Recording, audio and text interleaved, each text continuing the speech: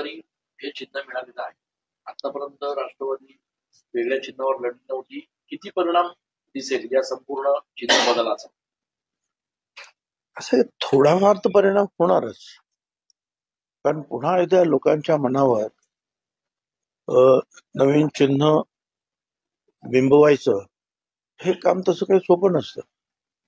अर्थात आता जे प्रत्येकाकडे असलेले जे आहेत हे स्मार्टफोन आणि मीडिया, इलेक्ट्रॉनिक मीडिया, याच्या माध्यमातून ही गोष्ट फार दूरवर फार लवकर पसरू शकते. पूर्वी फार अडचणी यायची, तशी आता जास्त अडचण नाही, परंतु थोडीफार जरी अडचण येतेच. फार खेड्यामध्ये राहणारी जी काही मंडळी असतात की ज्यांच्या मनावर बिंबलेलं असतं की शरद पवार साहेब म्हणजे घड्याळ, तिथे अडचण होते.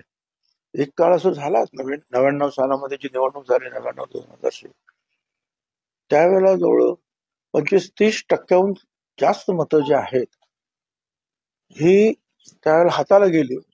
आणि ज्या लोक आम्ही विचारायचो तुम्ही कुणाला मत दिलं, आम्ही शरद पवार साहेबांना मत दिलं, हाताला मत दिलं. परंतु त्यावेळेला काँग्रेसच्या बाहेर होते, घड्याळची सॉरी ते होत. पण आता तेवढं मला नाही वाटत होईल.